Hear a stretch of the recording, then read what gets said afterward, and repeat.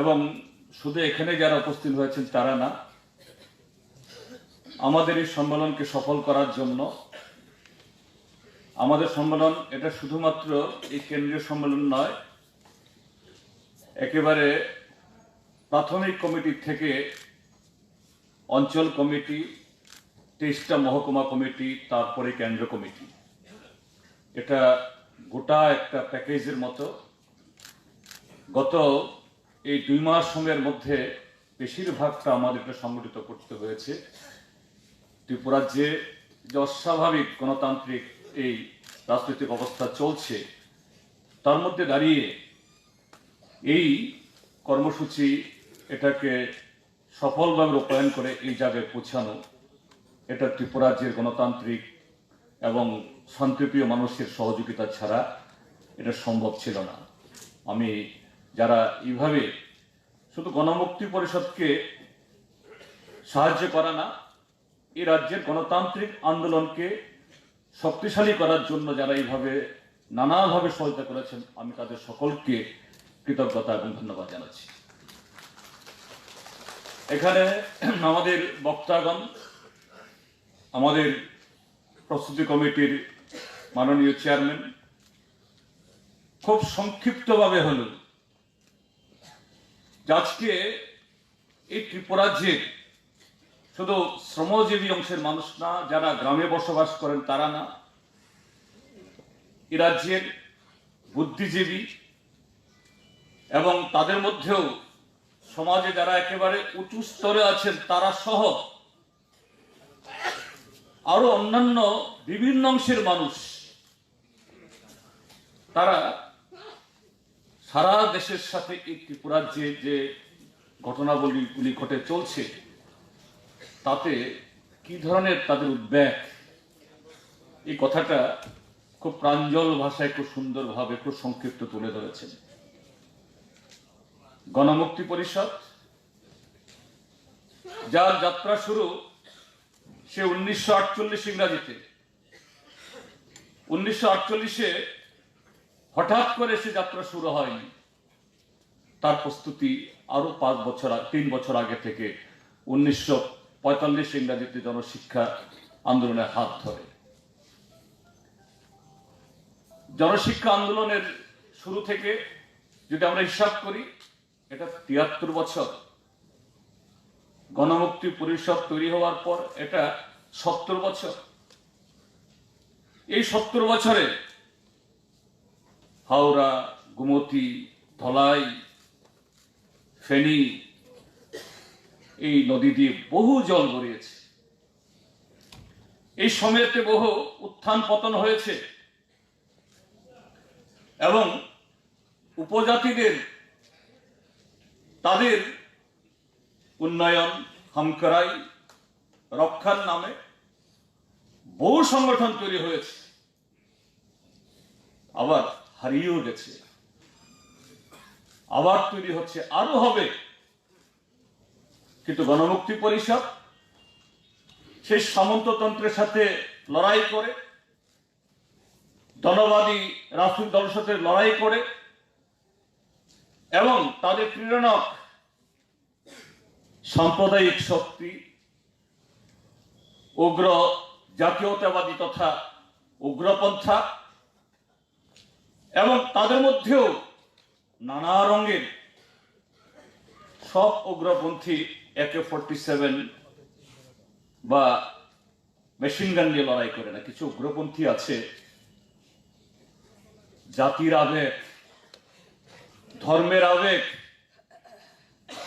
এবং এই নতুন উগ্রপন্থা আজকে ত্রিপুরাজ্যের মধ্যে নতুন চেহারায়, নতুন ভাষায়, নতুন স্লোগানে শুরু হয়েছে, আগেও হয়েছিল।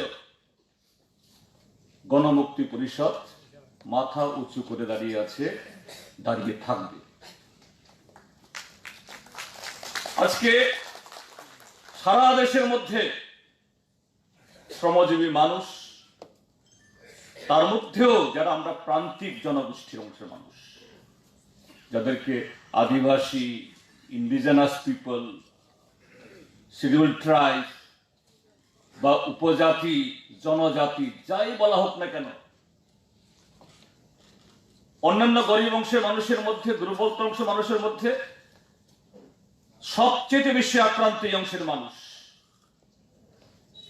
এবং কেন্দ্রে মোদী সরকার আসার পর, বিজেপি সরকার আসার পর এই আক্রমণ আরো বহুগুণে বেড়েছে। এই জায়গায় দাঁড়িয়ে আজকে আমাদের দায়িত্ব, কর্তব্য, আমাদের চ্যালেঞ্জ আরো বেশি হয়েছে।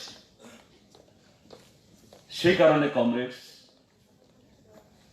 গতকাল রাতে আমাদের প্রিয়তম নেতা দীর্ঘদিন যে পথ দেখিয়েছেন তাকে আমরা হারিয়েছি। তার মরদেহের সৎকার এখনো হয়নি।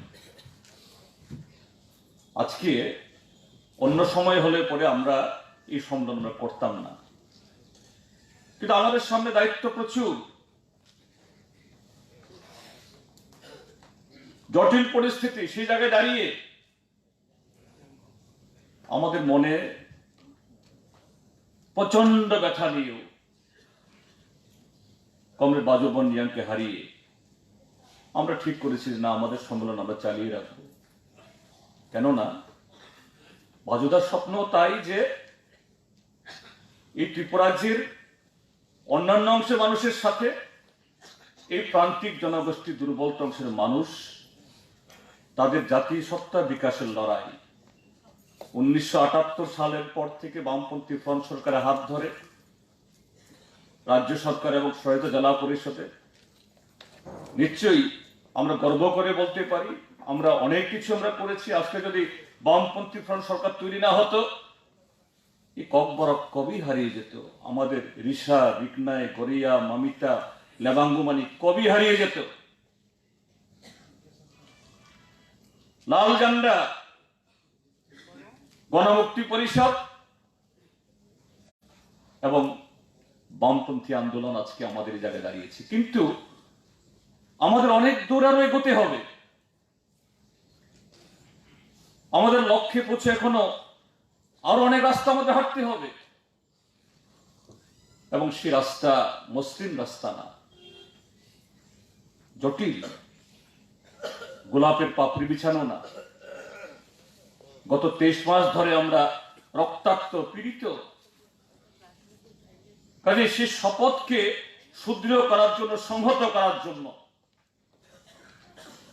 এই সম্মেলন আমাদের কাছে একটা সর্বোচ্চ একটা প্ল্যাটফর্ম। এখানে প্রতিনিধি বন্ধুরা তো অবশ্যই, আরো যারা অন্যান্য বন্ধুরা এখানে এসছেন তাদের কাছে আমরা গণমুক্তি পরিষদ তরফ থেকে এই আশ্বাসে ব্যক্ত করব, যত আক্রমণে আসুক, বাধাই আসুক, ষড়যন্ত্র হোক, সাম্প্রদায়িক শক্তি, বিভেদকামী শক্তি, আর যারা উগ্র জাত্যাভিমানের নামে যারা আমাদের ত্রিপুরাজ্যের বিভিন্ন জনগোষ্ঠীর মধ্যে ঐক্য ভাঙতে চায়, ট্রাইবালদের মধ্যে যারা আমাদের দুর্বল করতে চায়, তাদের বিরুদ্ধে এই গণমুক্তি পরিষদের লড়াই এটা আরো জোরদারভাবে আগামী দিন সংগঠিত হবে। এবং এই 22তম সম্মেলন আগামী দিন সেই শপথ গ্রহণ করবে। সেই শপথে আমাদের এই সম্মেলন শুরু হলো আজকে। আমি এই উদ্বোধনী অনুষ্ঠানে যারা এসছেন, বিশেষ করে মিডিয়ার বন্ধুরা, যারা ইলেকট্রনিক যে অর্থাৎ বিভিন্ন চ্যানেল থেকে যারা আমাদের প্রোগ্রাম কভার করছেন, তাদেরকে অসংখ্য অসংখ্য ধন্যবাদ জানাচ্ছি। প্রিন্ট মিডিয়ার বন্ধুদেরকেও নিশ্চয়ই তারা সদর্থকভাবে, ইতিবাচক, আমরা রাজ্যের উন্নয়নে, রাজ্যের গণতান্ত্রিক আন্দোলনকে বিকশিত করার জন্য এই রাজ্য এবং অন্যান্য শক্তি যে প্রতিদিন চেষ্টা করছে দুইটা জনগোষ্ঠীর মধ্যে বিভেদ লাগানোর জন্য, তার বিরুদ্ধে গণমুক্তি পরিষদ লড়বে অন্যান্য অংশে গণতান্ত্রিক শক্তির সাথে। এবং এই সম্মেলন হবে সেই লক্ষ্যে পৌঁছানোর ক্ষেত্রে অন্যতম একটা মাইলস্টোন। এই কথাগুলি বলে আবারও সবাইকে ধন্যবাদ জানিয়ে আমি এই উদ্বোধনী অনুষ্ঠান এখানে তার সমাপ্তি ঘোষণা করছি। সবাইকে ধন্যবাদ, নমস্কার।